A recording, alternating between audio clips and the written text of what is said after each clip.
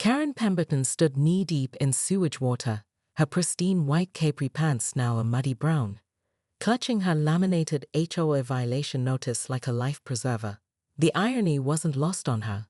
She'd spent 3 months planning the perfect community pool party to showcase her leadership as HOA president, and now actual sewage was floating past her ankles along with deflated pool floats and someone's designer sandals.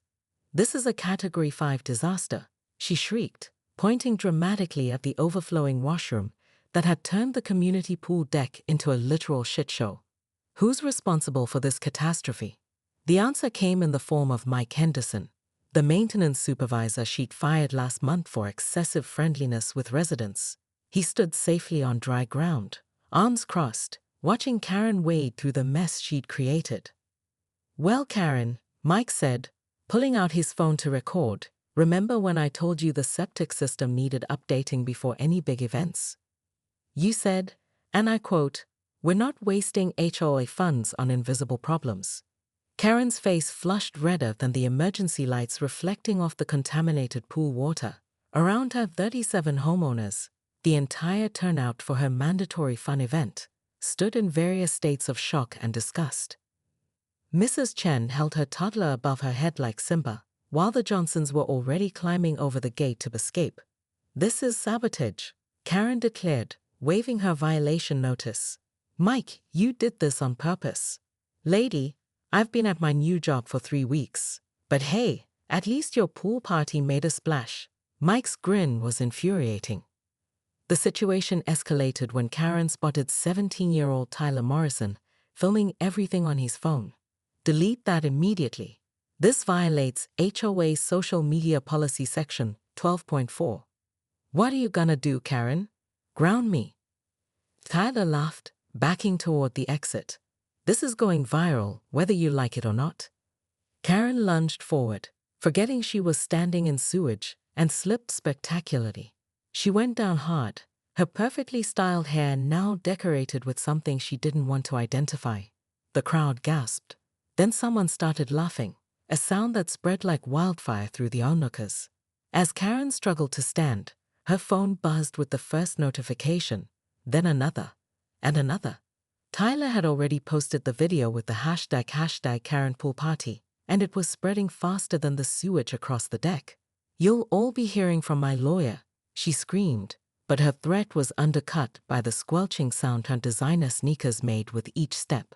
The party was over, but Karen's real problems were just beginning. The meeting with Tyler Morrison was set for sunset at the empty pool, the scene of Karen's original humiliation. She arrived first, surveying the still-stained concrete and the chain-link fence now decorated with biohazard warning signs. The irony wasn't lost on her that this contaminated wasteland had become the perfect metaphor for her life. Tyler appeared exactly on time, but he wasn't alone. Mike Henderson and Dave Morrison flanked him, along with Patricia Williams and 3 other former board members. Karen's stomach dropped. She'd walked into an ambush. "Impressive turnout," Karen said, forcing confidence into her voice. "Though I notice none of you are wearing hazmat suits. The health department said this area won't be safe for another week." "Cut the crap, Karen," Tyler said, holding up his phone. "I recorded our entire conversation yesterday." Karen's carefully maintained composure cracked slightly. "What conversation?" Tyler tapped his screen, and Karen's own voice filled the evening air. "The same game you all started when you decided to destroy me. But I play it better.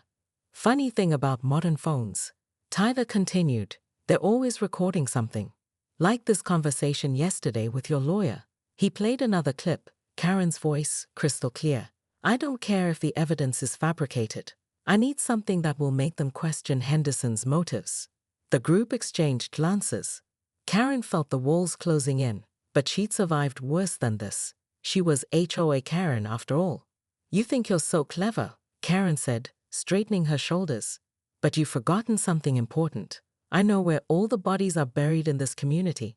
She pulled out her own phone, scrolling through years of meticulously documented violations, financial records, and personal information she'd collected during her reign. "Mike, should we tell everyone about the gambling debts that motivated your helpful maintenance tips?" Patricia, what would your husband say about those afternoon visits to the Marriott with our former treasurer? Dave, I'm sure the IRS would love to hear about your cash-only payment preferences. The silence stretched like a taut wire. Karen had played her final card, and everyone knew it. Mike stepped forward, his voice calm but dangerous. You know what your problem is, Karen? You think information is power. But power without trust is just blackmail, and blackmail makes you enemies, not allies. He gestured toward the contaminated pool. This mess, it's not going away.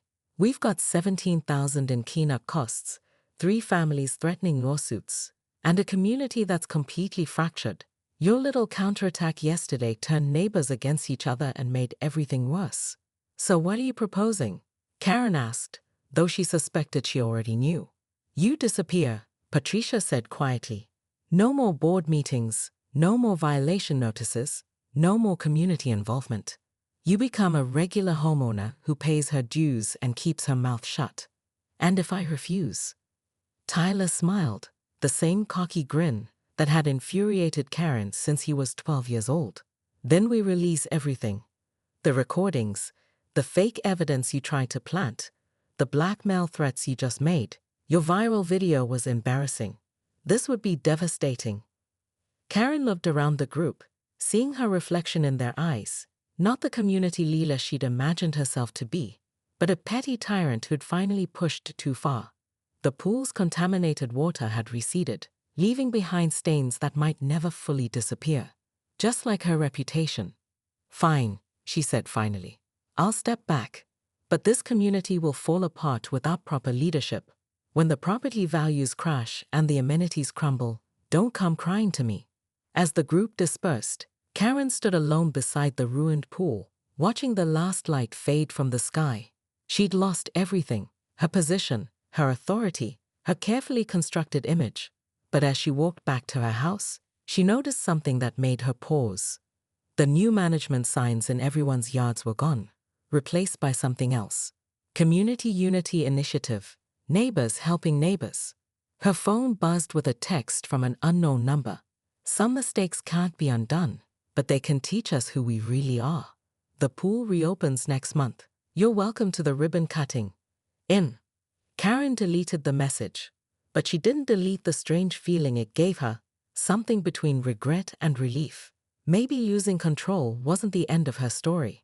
Maybe it was finally the beginning of a different one.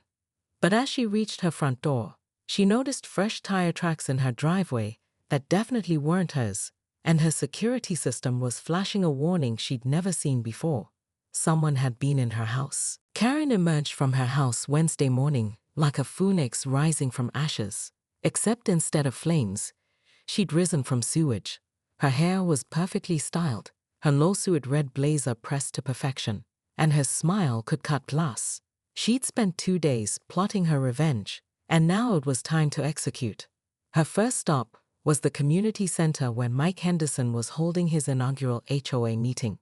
Karen burst through the doors carrying a briefcase and a court-issued restraining order, not against her, but one she'd filed against Tyler Morrison for cyberbullying and defamation. Ladies and gentlemen, she announced to the packed room, I hope you're enjoying your new leadership, because it's about to cost you everything. Mike looked up from his presentation about septic repairs, clearly caught off guard. Karen, this is a private meeting. You're no longer what? A homeowner, a taxpayer, a victim of your coordinated harassment campaign. Karen slammed her briefcase on the table. I've spent 48 hours with lawyers, and we found some very interesting information. The room fell silent. Karen had their attention, and she intended to keep it. Did you know that Mike Henderson has been working with Tyler Morrison's father, Dave, who happens to own the septic company Mike just hired? Karen opened her briefcase, revealing a stack of documents. Did you know they've been planning this little coup for months? That's ridiculous, Mike protested, but Karen caught the quick glance he exchanged with Dave Morrison in the back row. Is it?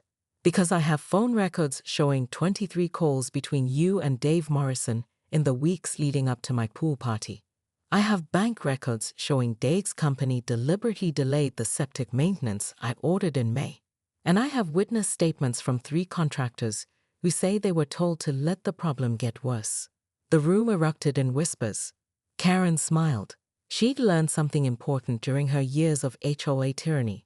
People would believe anything if you presented it with enough confidence and paperwork. Furthermore, Karen continued, her voice rising above the chatter. The viral video constitutes organized harassment designed to damage my reputation and remove me from office through illegal means. Tyler Morrison and his accomplices are facing federal cyberbullying charges. This was a complete lie. But Karen had learned to weaponize legal-sounding language. She watched satisfaction bloom on several faces. The same neighbors who cheered her downfall were now questioning their new heroes. Mrs. Chen stood up, bouncing her toddler nervously. If this is true, what does it mean for the repairs? It means, Karen said, closing her briefcase with a theatrical snap, that every repair contract Mike has signed is potentially fraudulent. Every assessment you've agreed to pay is void, and every homeowner who participated in my humiliation is now legally liable for damages. The meeting devolved into chaos. Neighbors turned on each other, demanding answers. Mike tried to restore order, but Karen had planted seeds of doubt that were already sprouting into full-grown paranoia. As Karen walked toward the exit, she felt a hand grab her arm. It was Patricia Williams, her former friend, her eyes blazing with fury. What game are you playing, Karen? Karen leaned close, her voice barely a whisper. The same game you all started when you decided to destroy me. But I play it better. She walked out of the community center, leaving chaos in her wake. But as she reached her car, her phone buzzed with a text from an unknown number. We need to talk. Tyler Morrison. Her blood ran cold. If Tyler had evidence that could expose her lies, her entire counterattack would crumble. But as she looked back at the community center where neighbors were now shouting at each other through the windows, Karen realized she might have won this battle only to start a war she couldn't finish. By Monday morning, Karen's sewage slip had garnered 2.3 million views, and her doorbell hadn't stopped ringing. News vans lined Maple Street like vultures, their satellite dishes pointing toward her Tudor-style home like accusatory fingers. She'd barricaded herself inside, surviving on emergency wine and leftover pool party cookies that now tasted like defeat. Mrs. Pemberton. A reporter's voice echoed through her mail slot. Channel 7 News. Can you comment on the viral video showing you falling into sewage at your own HOA event? Karen pressed her back against the front door, clutching her emergency bottle of Chardonnay. Her phone buzzed constantly. Friend requests from strangers, interview requests from talk shows, and worst of all, resignation demands from her own HOA board members. The doorbell rang again. This time it was her neighbor, Patricia Williams, the one person Karen had considered an ally. Patricia! Karen flung the door open, relief flooding her voice. Thank goodness. Someone reasonable to talk to about this media circus. Patricia stood on the porch holding a manila envelope, her expression unreadable. Karen, I'm here representing the emergency board meeting we held last night. Emergency meeting. Without me. I'm the president. Not anymore. Patricia handed her the envelope. Unanimous vote of no confidence. Effective immediately, you're removed from all HOA positions. Karen's hands trembled as she tore open the envelope. The official letterhead seemed to mock her, the same letterhead she'd used to send countless violation notices to her neighbors. This is illegal. I have a contract. Read Section 15. Moral turpitude clause. Patricia's voice was crisp, businesslike. Bringing disgrace to the community falls under that category. Disgrace? I was trying to improve community relations.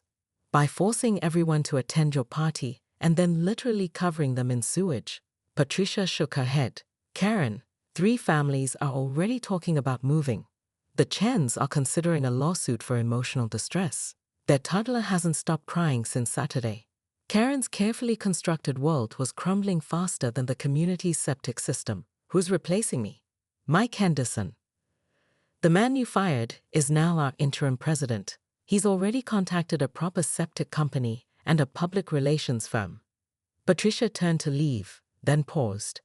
Oh man, Karen, the HOA is billing you for the cleanup costs, $17,000. As Patricia walked away, Karen noticed something that made her blood run cold. Every house on the street displayed a small sign in their front yard, signs she didn't recognize. She squinted to read the nearest one. New management, better community. Vote Henderson. Her phone rang. The caller ID showed her mother's number. Karen Louise Pemberton. Her mother's voice crackled through the speaker. I just saw you on the news falling into a toilet. What have you done? Karen sank onto her couch, still in her bathrobe at 2 p.m. It wasn't a toilet, Mother. It was a septic overflow. Same difference. You're a laughingstock. Mrs. Patterson from my bridge club sent me the video. 2 million people have watched my daughter swimming in sewage. The weight of her situation finally hit Karen. She wasn't just facing community backlash. This was national humiliation. But as she scrolled through the comments on Tyler's video, a dangerous idea began forming in her mind. If they wanted a villain, she'd give them one they'd never forget.